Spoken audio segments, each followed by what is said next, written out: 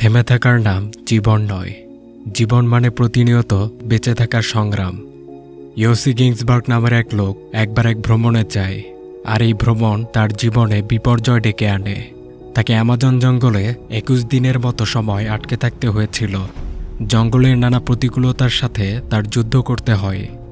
তারপর কি সে ফিরে আসতে পেরেছিল, নাকি জঙ্গলই তার জীবনের ইতি ঘটে? Hi guys, this is Afnan from Afnan cottage. বলছিলাম 2017 সালে রিলিজ হওয়া জাঙ্গল মুভিটির কথা। মুভিটির ডিরেক্টর গ্রেগ ম্যাকলিন। প্রশংসিত অভিযাত্রী ইয়োসি গিন্সবার্গের 1981 সালে ঘটে যাওয়া এক দুঃসাহসিক অভিযানের সত্য ঘটনার উপর ভিত্তি করে মুভিটি বানানো হয়েছে। কিভাবে সে অ্যামাজনের গহীন জঙ্গলে ভ্রমণে যায় আর কিভাবে সে সেখানকার নানা প্রতিকূল ঘটনার শিকার হয়, তার সবকিছু এই মুভিতে তুলে ধরা হয়েছে। তাহলে বলা যাক 2017 সালে রিলিজ হওয়া সার্ভাইভাল থ্রিলার জনরার মুভি জাঙ্গল এর ঘটনা প্রবাহ।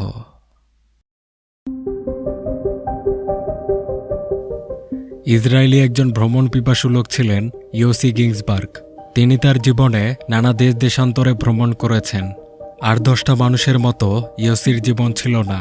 সে সবসময় অ্যাডভেঞ্চার খুঁজে বেড়াত। বিভিন্ন রোমাঞ্চকর জায়গায় ভ্রমণ তার নেশা। তার ইচ্ছা হচ্ছে পৃথিবীর নানা জাতি সভ্যতাকে আবিষ্কার করবে, এগুলোর সাথে মিশে বৈচিত্র্যপূর্ণ সব অভিজ্ঞতার সাক্ষী হবে। এই উদ্দেশ্যকে সামনে রেখে ইয়োসি একবার বলিভিয়া বেড়াতে আসে। বছরের বিভিন্ন সময় অনেকেই এখানে বেড়াতে আসত। এবছরেও অনেক মানুষের সমাগম সেখানে। ইয়োসি তাদের সাথে নদীর কাছের শহর লা পাজে থাকার পরিকল্পনা করে। ভ্রমণের একদম শুরুতে তার সাথে সাক্ষাৎ হয় মার্কাস নামের এক ব্যক্তির সাথে। মার্কাস ছিল একজন শিক্ষক। সেও বলিভিয়া ভ্রমণে এসেছিল। ইয়োসিরা অন্যান্য ভ্রমণকারীদের সাথে লা পাজের একটি ছোট্ট জঙ্গলে ক্যাম্প করে থাকে। নানা ভাষাভাষী সভ্যতার মানুষের সাথে পরিচিত হয়ে ইয়োসিরা অনেক ভালো লাগছিল। সকালে ইয়োসিরা শহরটা ঘুরে দেখতে বের হয়। এ সময় মার্কাস তার পুরনো বন্ধুর দেখা পায়। তার নাম কেভিন। কেভিন ছিল একজন ফটোগ্রাফার এবং পর্যটক। কেভিনের সাথে ইয়োসিরও ভালো বন্ধুত্ব হয়ে যায়। তারা 3 জন মিলে বলিভিয়াতে খুব ভালো সময় উপভোগ করছিল। এভাবেই কিছুদিন পার হয়ে যায়। একদিন সকালে ইয়োসি সেখানের এক বাজারে বেড়াতে আসে। এ সময় ইয়োসির আরেক লোকের সাথে পরিচিত হয়, যার নাম ছিল কার্ল। কার্লও একজন অ্যাডভেঞ্চার প্রিয় মানুষ ছিলেন, তাই কার্ল আর ইয়োসির মধ্যে ভালোই ভাব জমে যায়। গল্পে গল্পে কার্ল বলেন, আমাদের সামনে অ্যামাজন জঙ্গলের যে অংশ রয়েছে তাতে অনেক পুরনো আদিবাসীদের বসবাস। এদের মধ্যে একটি বিশেষ আদিবাসী জাতি রয়েছে, তাদের বলা হয় টরমোনাস ইন্ডিয়ান আদিবাসী। তাদের জীবন ব্যবস্থা অনেক বৈচিত্র্যপূর্ণ। এসব সে নানা বই পড়ে জানতে পেরেছে। কিন্তু মজার বিষয়, এখনকার কোনো মানুষই এই আদিবাসীদের সরাসরি যেয়ে দেখে আসতে পারেনি, কারণ এরকম জঙ্গলের ভিতরে যাওয়াটা বেশ বিপজ্জনক। তবে জঙ্গল ঘেঁষে তাদের দেখা করাটা পুরোটাই এক রোমাঞ্চকর ব্যাপার। পৃথিবীর নানা ট্যুরিস্টরা তো বিখ্যাত সব স্থান ভ্রমণ করে যায়, কিন্তু অ্যামাজনের মতো গহীন জঙ্গলের আদি সভ্যতা কয়জনই বা দেখতে পেরেছে? এইরকম রোমাঞ্চের স্বাদ কয়জনই বা নিতে পারে? ইয়োসি এরকমটাই তো খুঁজে বেড়াচ্ছিল। সে তো এরকমই কিছু একটা করতে চায়।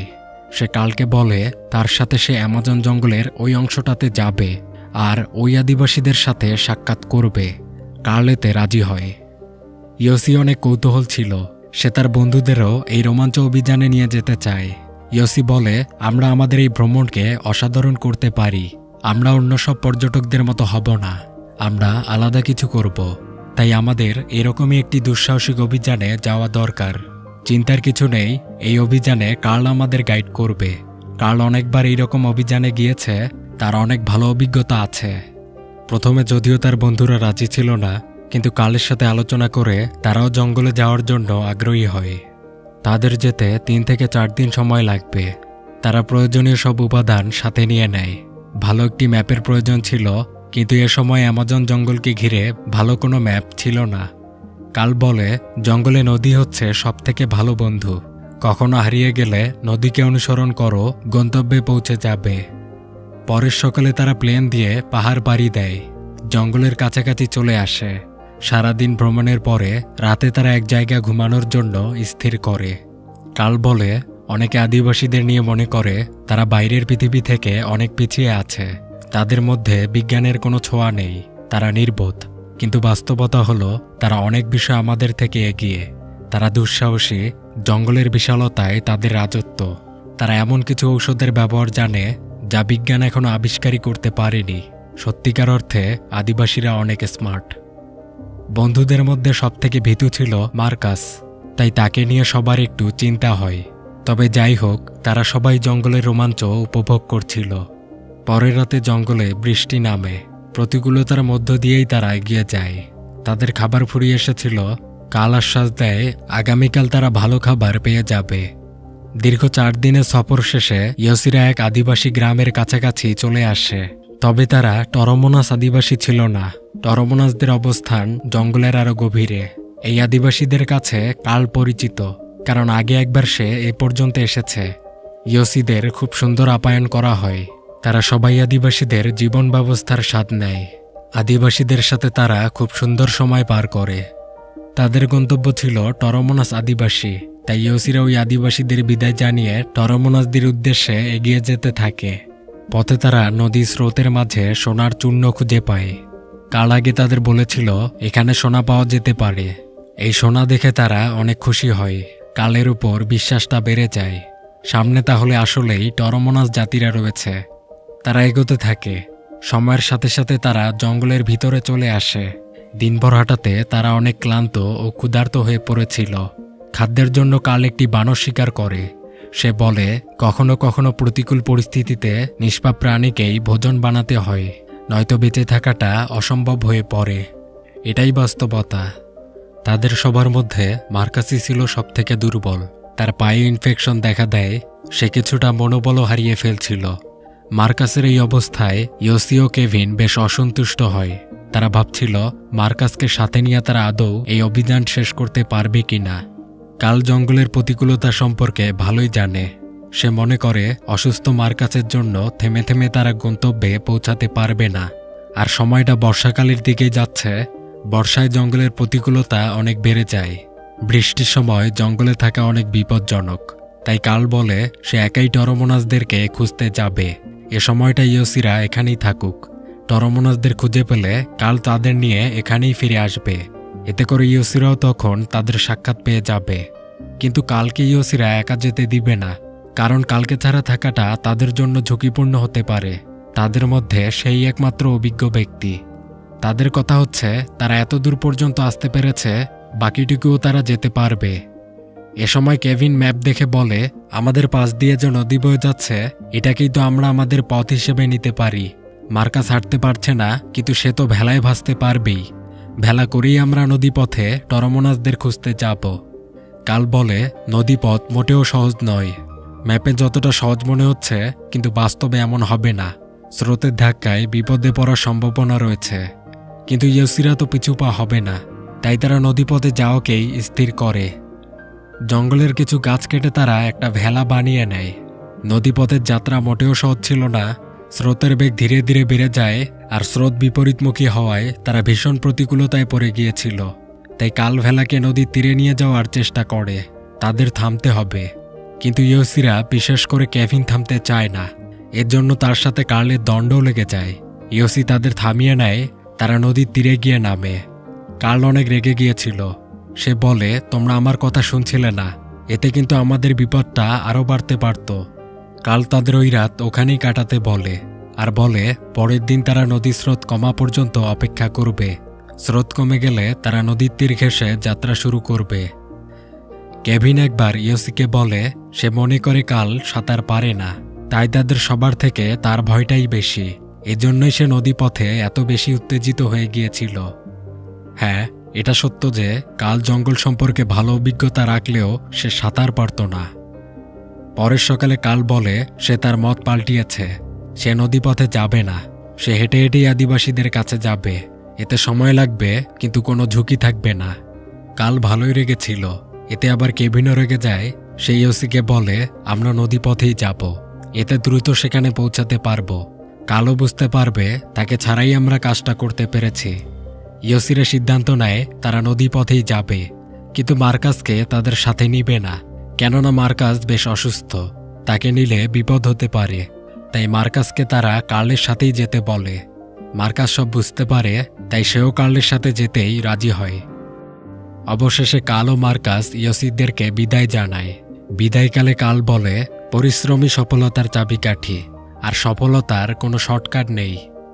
কেভিন ও ইয়োসি নদীপথে যাত্রা আরম্ভ করে। ভেলাতে করে তারা ভালোভাবেই তাদের যাত্রা উপভোগ করছিল। তারা অনেক খুশি ছিল, কিন্তু এই খুশি বেশিক্ষণ স্থায়ী হয় না। নদী তার ভয়ানক রূপ দেখায়, স্রোত বেড়ে যায়। এই স্রোত তাদের টেনে খালের দিকে নিয়ে যাচ্ছিল। তারা চেষ্টা করে ভেলাটিকে নদীর তীরের দিকে নিয়ে যাওয়ার, কিন্তু স্রোতের ক্ষিপ্রতা এতটাই বেশি ছিল যে এতে তাদের ভেলাটি একটি বড় আকারের পাথরের মধ্যে গিয়ে গেঁথে যায়। পরিস্থিতি বেগতিক দেখে কেভিন বলে, আমি সাঁতরিয়ে নদীর ওই পাড়টায় যাচ্ছি। যে আমি ওখানে দাঁড়াবো, তখন তুমি ভেলায় থাকা রশিটা আমার দিকে ছুঁড়ে দিবে, আর আমি সেই রশি টেনে তোমাকে তীরে নিয়ে আসব। ইয়োসি যদিও কেভিনকে যেতে দিতে চায় না, কিন্তু এটা ছাড়া অন্য কোনো উপায় ছিল না। কেভিন সাঁতরিয়ে নদীর তীরে চলে আসে।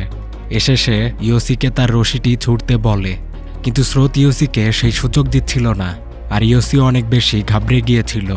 এক স্রোতের ধাক্কায় ইয়োসি ভেলা থেকে পড়ে যায়, আর স্রোতের সাথে অন্যদিকে চলে যেতে থাকে। এই অবস্থা দেখে কেভিন চিৎকার করে ওঠে, কিন্তু তার করার কিছুই ছিল না। ইয়োসি ভেসে ভেসে বেশ দূরে চলে আসে। একটা পাথরে সে নিজেকে আটকিয়ে নেয়। ধীরে ধীরে কিনারায় উঠে আসে। জঙ্গলের ভিতরে এসে সে কেভিনকে বারবার ডাকতে থাকে, কিন্তু ইয়োসি কেভিনের থেকে অনেক দূরে চলে এসেছিল, তাই কেভিনের আর দেখা পাওয়া সম্ভব নয়। মোট কথা, ইয়োসি বিশাল এই অ্যামাজন জঙ্গলের মধ্যে হারিয়ে গিয়েছে। রাতে জঙ্গলে বৃষ্টি নামে। ইয়োসির কাছে না খাবার ছিল, না ছিল রাত্রি যাপনের জন্য কোনো তাঁবু ব্যবস্থা। আবার তার মধ্যে জঙ্গলের পোকামাকড়, হিংস্র পশু পাখি তো আছেই। পরের সকালে ইয়োসি নদী পাড়ে থালা বাসনের আওয়াজ শুনতে পায়। যে দেখে তারই ব্যাগ ভেলা থেকে ভেসে এখানে চলে এসেছে। ইয়োসি অনেক কষ্টে সে ব্যাগকে তুলে নেয়। কিছু মেডিসিন ও খাবার ব্যাগের মধ্যে ছিল। এতে সে কিছুটা সাহস পায়। ইয়োসি কিছু দূর পিছিয়ে এসে কেভিনকে খুঁজতে থাকে। অনেক ডাকাডাকির পরেও কেভিনের খোঁজ মেলে না। ইয়োসি ক্লান্ত হয়ে যায়। এক পর্যায়ে সে নিরাশ হয়ে বসে পড়ে। রাতে আবার বৃষ্টি নামে। পরের সকালে ইয়োসি সিদ্ধান্ত নেয়, ম্যাপে দেখানো পথ অনুসরণ করেই সে আদিবাসীদের কাছে যাবে। তারাই তার সাহায্য করতে পারবে। কিছু দূর পথ এগিয়ে তার প্রচণ্ড ক্ষুধা লেগে যায়। তার খাবার শেষ হয়ে গিয়েছিল। গাছের ফল পাড়তে গেলে সে ওখানে সাপ দেখতে পায়। তার খাদ্যের খুব প্রয়োজন ছিল, তাই সে সাহস নিয়ে ওই সাপটিকে মেরেই খেয়ে ফেলে। বেঁচে থাকার জন্য ইয়োসিকে এসবই খেতে হবে। পোকামাকড় সহ নানা সমস্যা তো ছিলই, কিন্তু তার মনোবল ছিল প্রচুর। রাতে হিংস্র পশু পাখির হাত থেকে বাঁচার জন্য সে গাছের ডালেই শোয়ার ব্যবস্থা করে ঘুমায়। এভাবেই কেটে যায় 6 দিন 5 রাত। প্রতিদিন সকালে ইয়োসি নতুন উদ্দীপনা নিয়ে জেগে ওঠে। সে নিজেকে বলতো সে পারবে। সামনের আদিবাসীরা তার জন্য অপেক্ষা করে আছে। সে সব বাধা পেরিয়ে তাদের কাছে গিয়ে সবাইকে চমকিয়ে দিবে। ইয়োসি কখনোই তার মনোবলকে দমাতে দিত না। এক রাতে ইয়োসি শুনতে পায় কেভিন তাকে ডাকছে। চোখ খুললে দেখে সেখানে কোনো কেভিন নেই। তার কিছু পর আবার মার্কাসের ডাকও শুনতে পাওয়া যায়। পরে সামনে তাকালে সে দেখে কিছু দূরে মার্কাস দাঁড়িয়েই আছে, কিন্তু পরক্ষণে সে উধাও হয়ে যায়। এই সব কিছুই ইয়োসির হ্যালুসিনেশন ছিল। মানে হচ্ছে, জঙ্গলে এভাবে কোনোভাবে খেয়ে পড়ে থেকে সে মানসিকভাবে অসুস্থ হয়ে পড়েছিল। তাই সে মাঝে মাঝে এরকম স্বপ্নগুলো দেখে।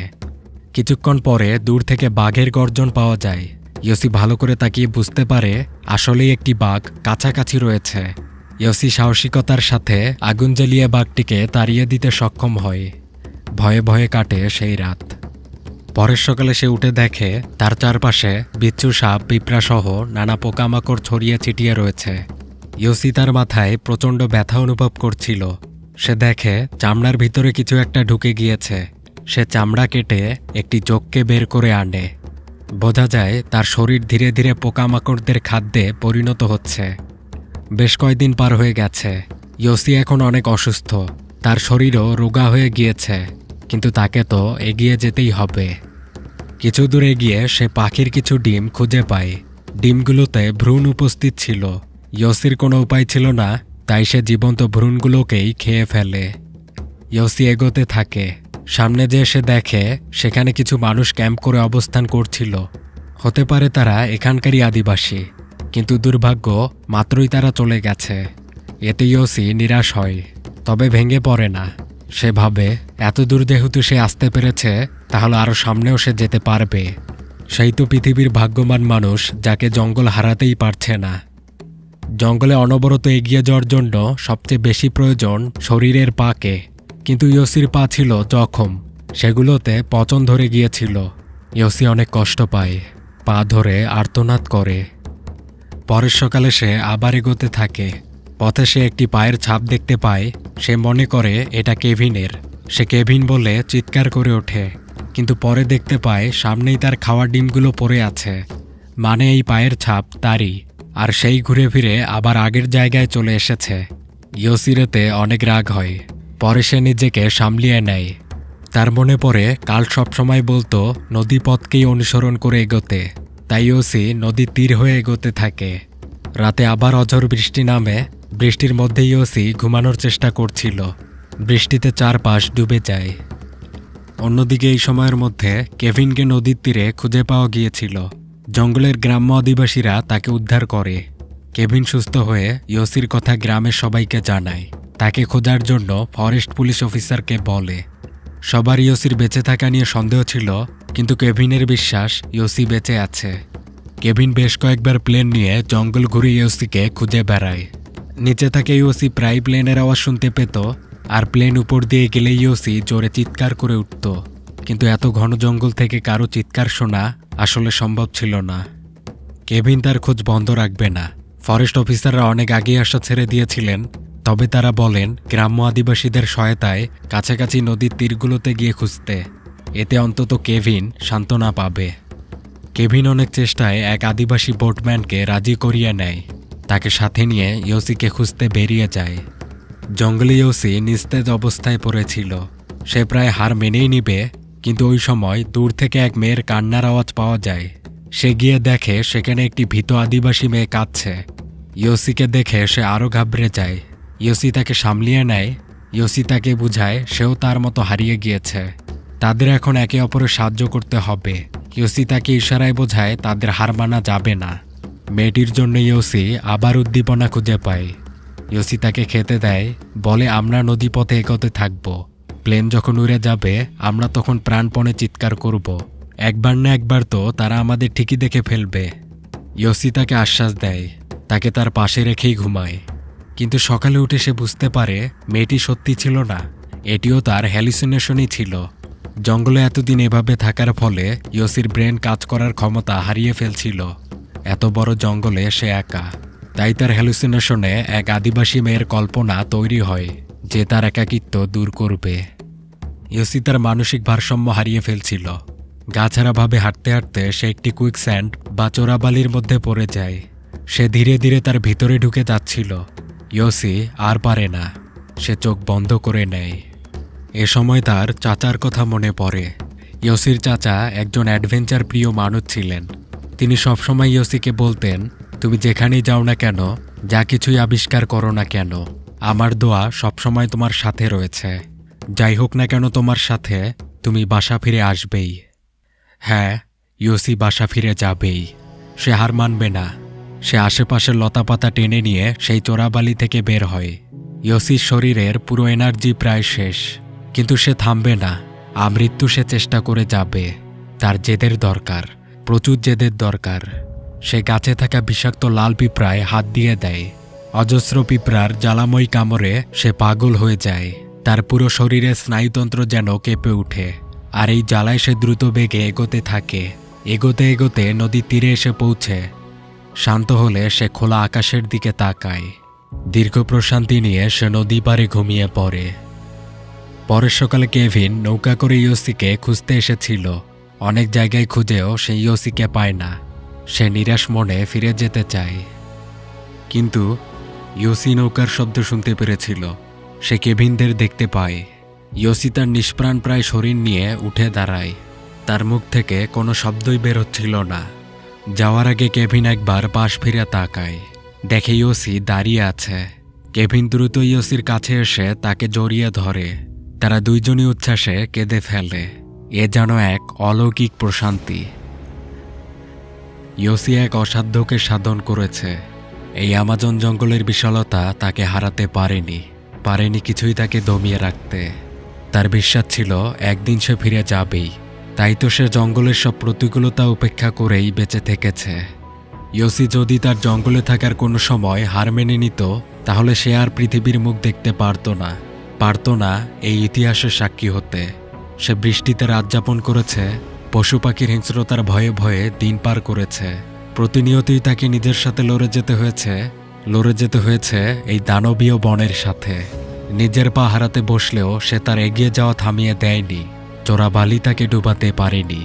এজন্যই তো সে অবশেষে মানুষের মাঝেই ফিরে এসেছে। এটাই তো উদ্দীপনা, এটাই চেষ্টা। মানুষ বাঁচে তার আশার মধ্যে। মানুষ তার ইচ্ছা ও তীব্র মনোবল দ্বারা যে কোনো অসাধ্যকে সাধন করতে পারে। এই ইয়োসি তার প্রমাণ।